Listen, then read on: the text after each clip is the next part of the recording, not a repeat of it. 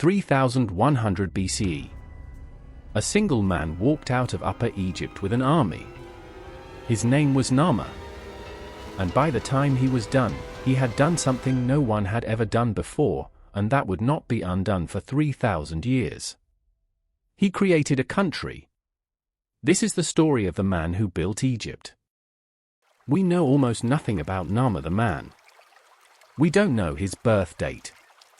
We don't know what he looked like. We don't know if he was tall or short, cruel or kind. What we have is evidence. And that evidence tells a remarkable story. Narmer ruled Upper Egypt, the long, narrow valley stretching south along the Nile, sometime around 3100 BCE. He inherited a kingdom that had been fighting the same enemy for generations, the rival kings of Lower Egypt, the rich green delta to the north. His predecessors had tried. King Scorpion I had pushed north and won battles. But he had not unified the country. That would fall to Narmer. What made him different? We can't know for certain. But the evidence suggests a man of unusual strategic intelligence, someone who understood that conquest alone was not enough. You don't just win a war. You win the story that comes after. In 1898, archaeologists digging at Hierakonpolis, ancient Egypt's ceremonial capital, found something extraordinary. A carved green stone palette, 64 centimeters tall. It is one of the most important objects in human history. On one face, Narmer wears the white crown of Upper Egypt.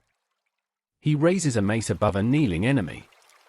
Above his head, the falcon god Horus holds a captive by a leash. Below, two more enemies lie defeated. On the other face, Narmer wears the red crown of Lower Egypt. He walks in ceremonial procession. 10 headless bodies lie in 2 rows before him. The palette is not just a war record. It is a political document. Every detail was carefully chosen. The white crown. The red crown. Worn by the same man. The message was deliberate and precise: 2 lands, now one. One king, wearing both crowns. Narmer didn't just conquer Lower Egypt. He staged his own coronation in stone, for the gods, for history, and for every ruler who would follow him for the next 3,000 years. The palette established a template. The pharaoh as divine warrior. The pharaoh as unifier. The pharaoh as living evidence that the gods approved. No one had done this before. Narmer invented it. How did Narmer actually unify Egypt? The honest answer is, we don't know the details. No battle records survive. No campaign diaries. No general's memoir. What we can reconstruct is this: the unification was not a single battle. It was a series of campaigns, or likely fought over years, possibly over decades.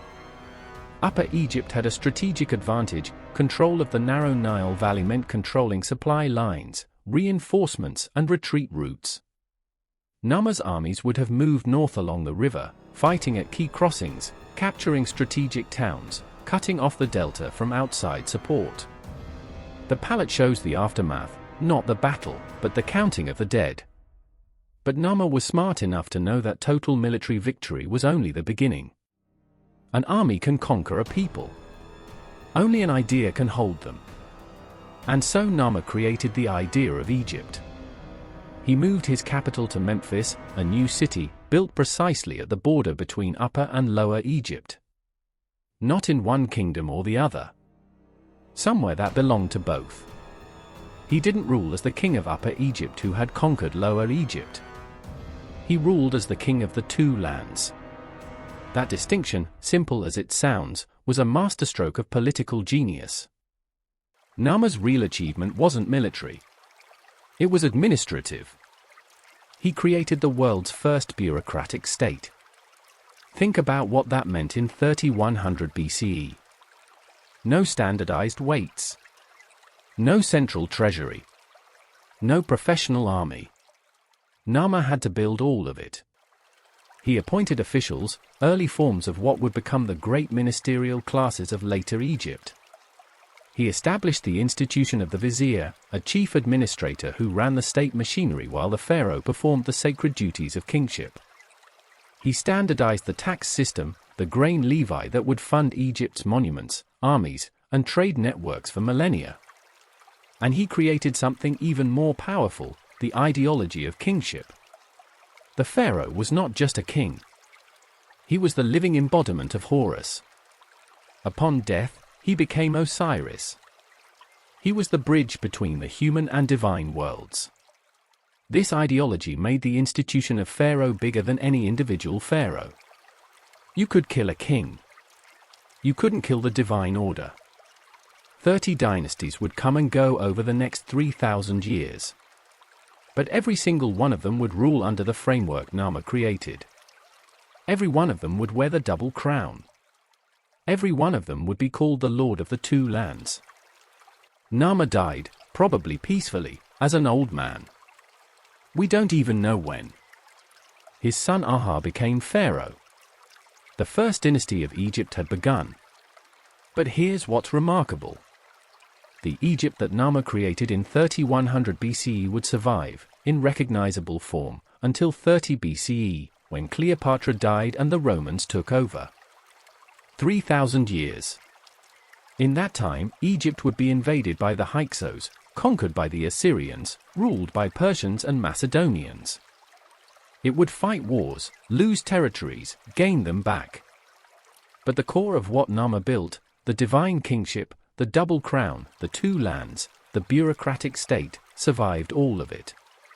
The pyramids could not have been built without Narmer's state. The temples could not have been funded without Narmer's tax system.